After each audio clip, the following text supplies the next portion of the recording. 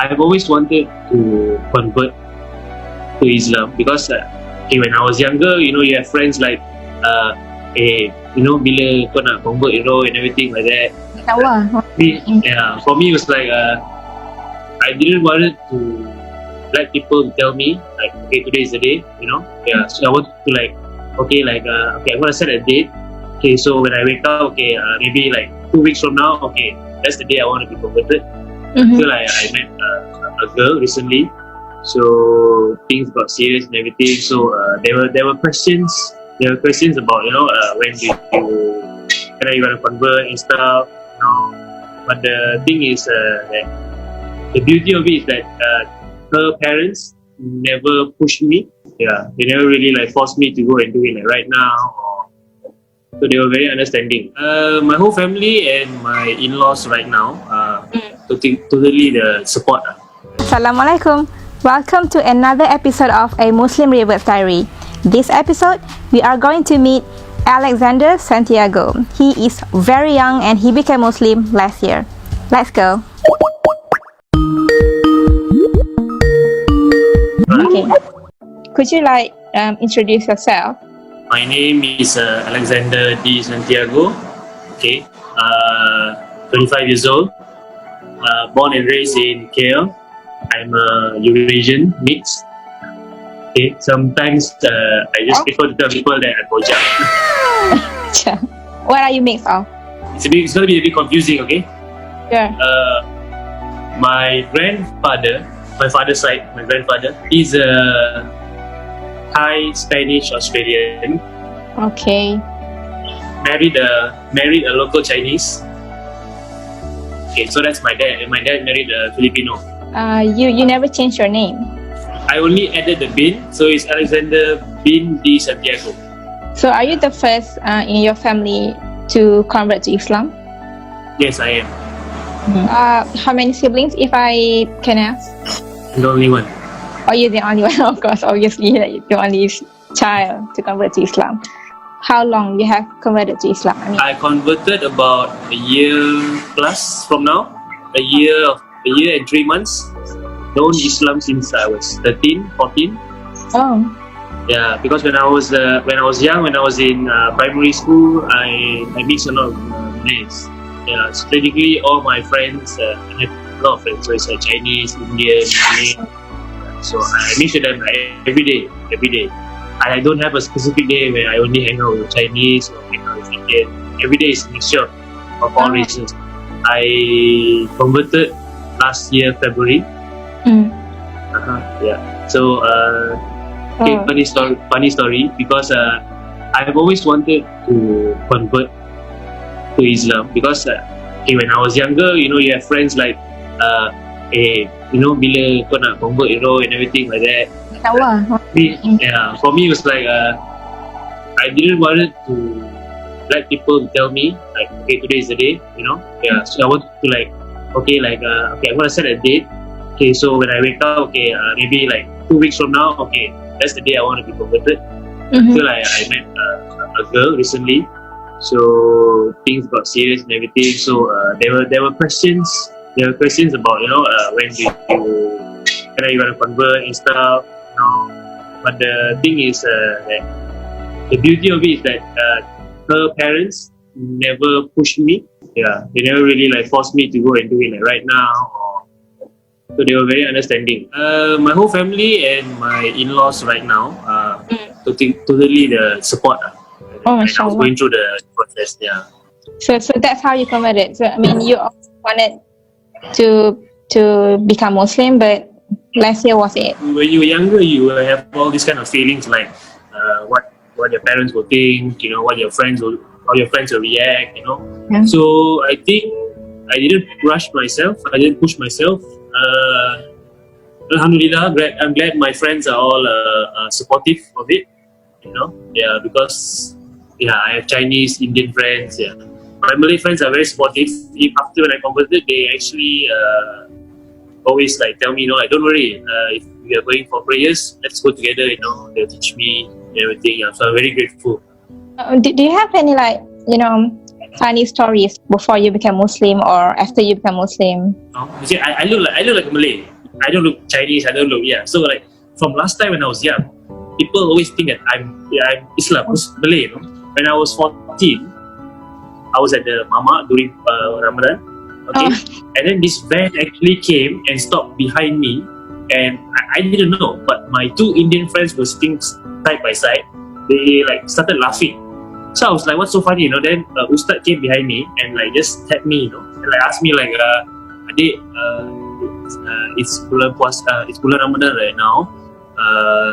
Kalau boleh faham-fahamkan orang kat luar, because I think he knows I'm young, and like young kids, some they don't puasa, some they puasa, right? So then I was like shocked. I was like, sorry, bang, saya bukan Islam, saya Kristian. I showed my IC and everything. And then it's like, oh, okay, tak apa, minta maaf and everything. And they they went off.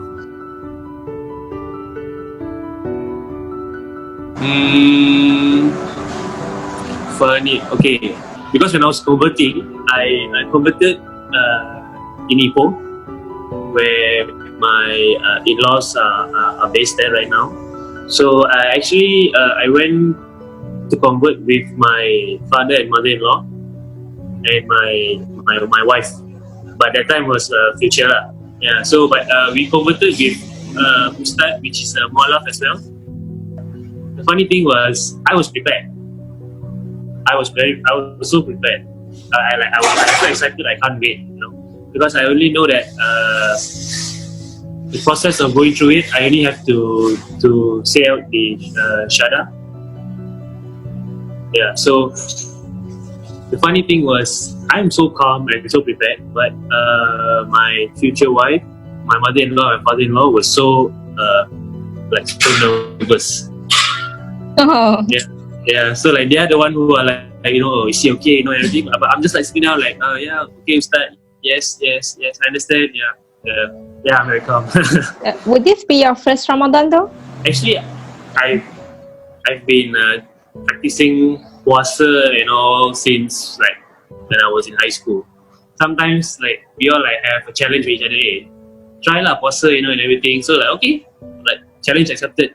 When we are in high school, it was like a bit tempting because we are mixing around with everyone, eating everything. But I think once I grow older, like right now I'm working and everything, it's not that hard actually. And also understanding like why we have to puasa. Like because when we're in school, we're like, puasa, like you don't eat until 7. That's what I know. Yeah. And then also the beauty of puasa, I think it's when it's iftar, berbuka with your family. Everyone will be like, sitting together. Yeah. So I think that's the beauty of it.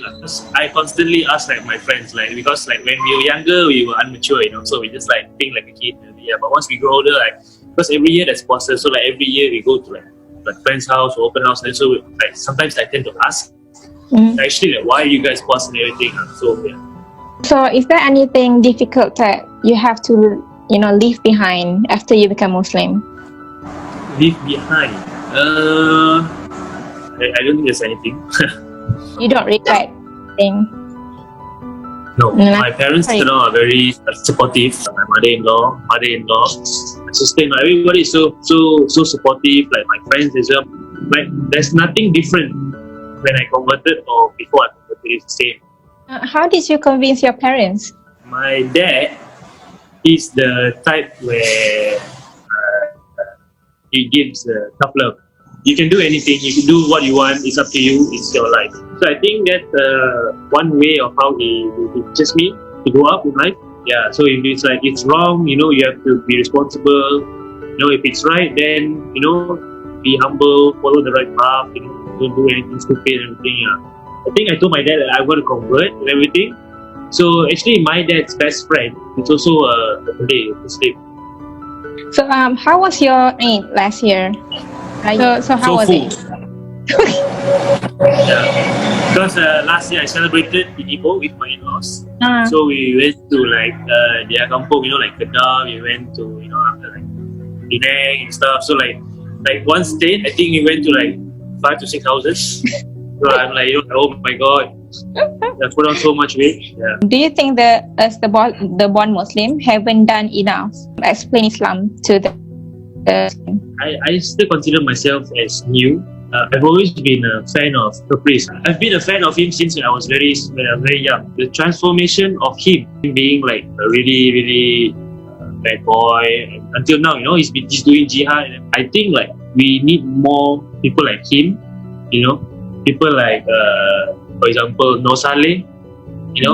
His wife Miss Nina and everything. I think we need people like Abby Liu, people like them can send out the good message. If I would tell people out there, some people will get the wrong idea.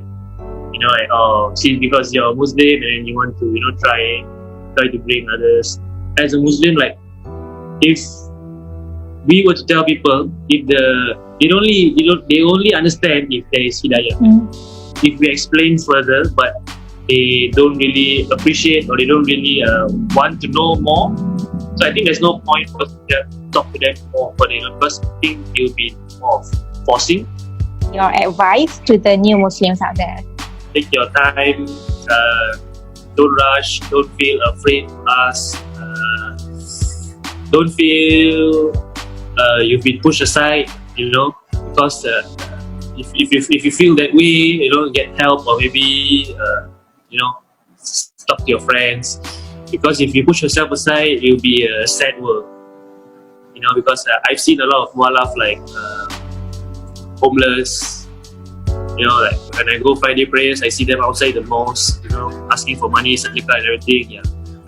So I think it's best that we stick together, help each other and everything instead of being alone,